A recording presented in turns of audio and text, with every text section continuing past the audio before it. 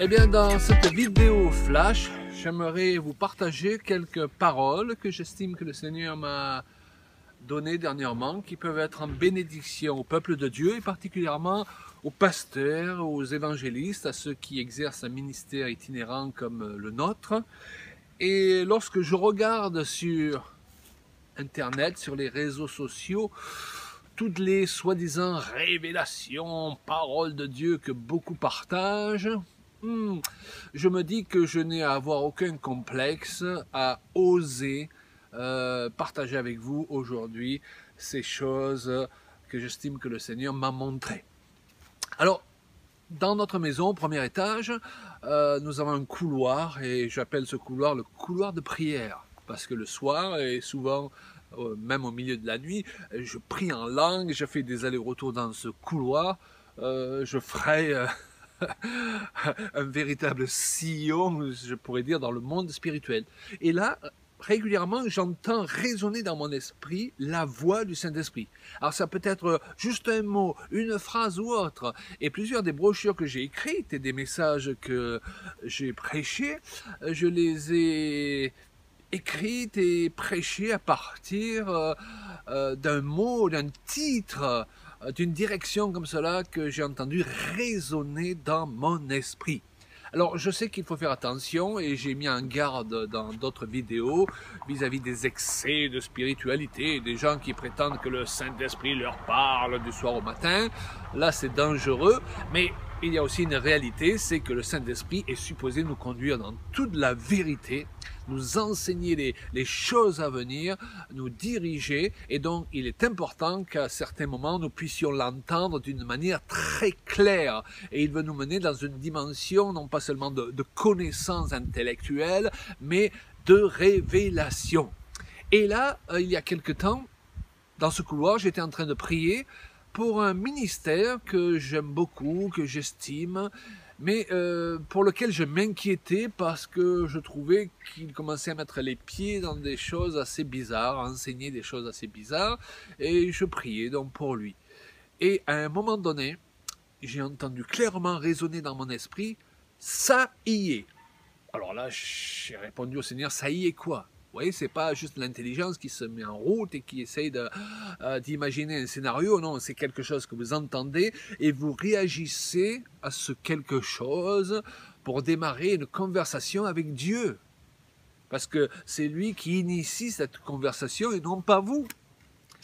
Et donc il m'a dit, ça y est. J'ai répondu, ça y est quoi, Seigneur?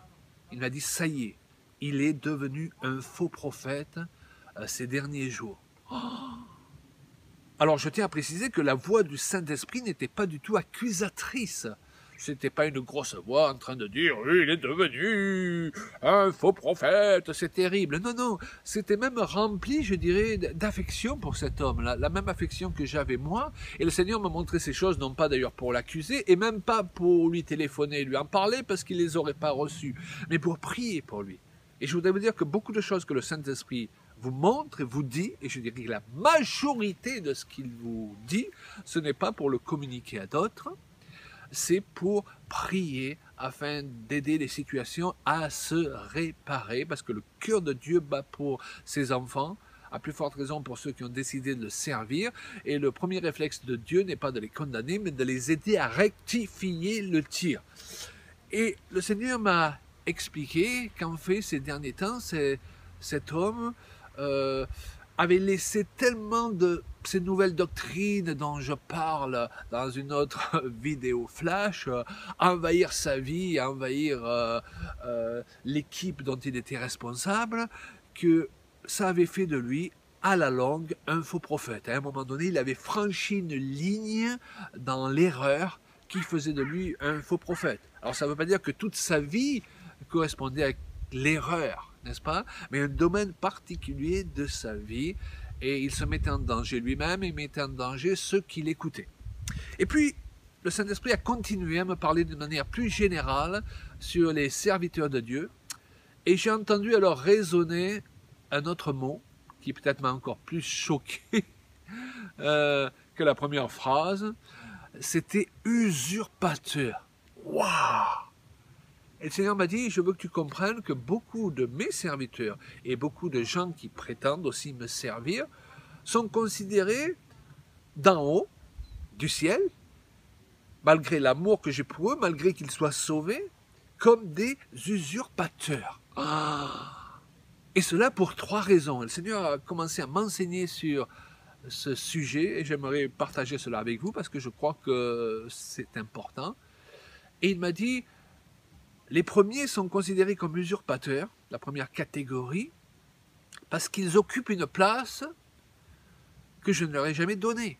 Aujourd'hui, en effet, nous voyons que c'est la course au titre. Beaucoup de gens se déclarent apôtres, prophètes, évangélistes, ceci et cela. Et les 3/4 des gens qui proclament ces choses-là ne correspondent à rien à l'appel qu'ils prétendent avoir. Donc ils sont des usurpateurs. Ils aiment les titres, mais leur vie et leur onction ne correspondent pas du tout à ces titres-là. Ils occupent une place qu'ils ne sont pas supposés occuper. Alors il y a une deuxième catégorie d'usurpateurs, c'est les personnes qui par contre sont vraiment appelées à occuper la place qu'ils occupent, ils ont vraiment reçu une onction pour cela, mais ils ne respectent pas les règles du ministère.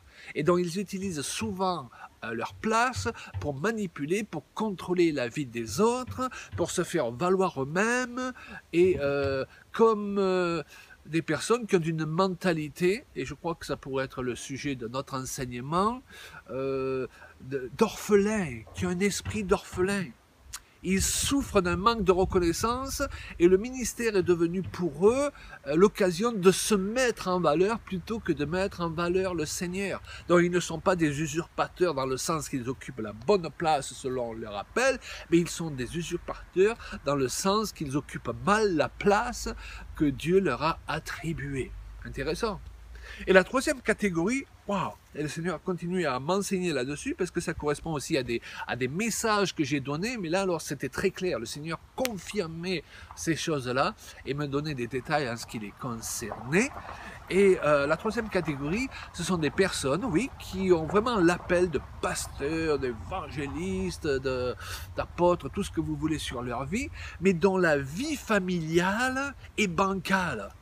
Et dont ils ne remplissent pas les conditions qui sont données dans l'Écriture par l'apôtre Paul, déjà pour l'ancien, pour le surveillant d'un troupeau. Et dans l'Écriture, il est question que celui qui veut occuper une place d'autorité dans l'Église, une place d'ancien, une place de surveillant, et on peut dire que ça sous-entend évidemment un peu tous les ministères, il doit s'occuper correctement de sa propre famille. Alors, on a pensé qu'il devait soumettre sa famille à sa grande autorité dans certains cercles, n'est-ce pas?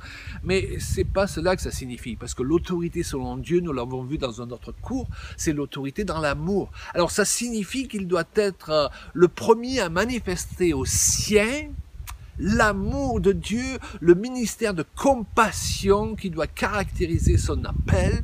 Et si ce n'est pas le cas, il devient un usurpateur, parce qu'il cherche à enseigner aux autres les choses qu'il ne vit pas lui-même. Si tu ne t'entends pas avec ton propre conjoint quand tu rentres à la maison, si tu es continuellement en conflit avec ton propre conjoint, tu n'es pas à ta place à enseigner les autres comment vivre leur vie chrétienne.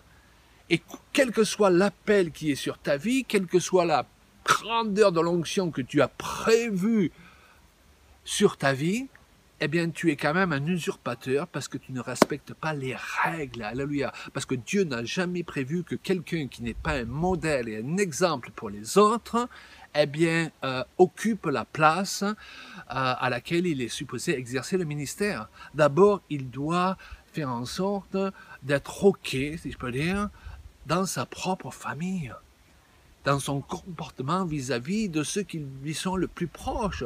Parce que la Bible va jusqu'à dire que si quelqu'un, écoutez bien ça, c'est fort, ne prend pas soin des siens, il est pire qu'un inconverti. Oui, c'est fort. Mais je crois que dans ces temps, justement, il est temps de revenir à ses fondements parce que nous avons baissé le niveau, les amis. Et le fait d'avoir baissé le niveau fait que l'Église et le ministère est souvent l'occasion de riser, de se moquer. Ce n'est pas pris au sérieux. Donc pour être pris au sérieux, pour servir le Seigneur, nous devons nous assurer que nous ne sommes pas des usurpateurs, que nous ne sommes pas à la place que nous occupons, simplement, permettez-moi l'expression, pour frimer. Et je crois que cette vidéo, si vous la prenez au sérieux et que vous ne partez pas du principe que c'est une révélation qui vient de nulle part et que Claude Payan en partage là simplement pour animer la galerie, elle peut sauver votre ministère, sauver votre église et sauver votre peau. Pourquoi pas?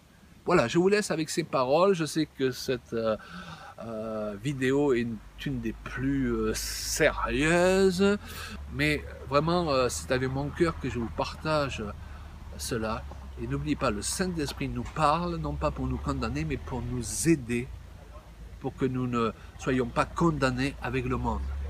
Soyez richement bénis, qui que vous soyez, à m'écouter, et à bientôt pour continuer dans cette lancée de vidéos. Oui, alors, disons-le, sans concession dans ces temps.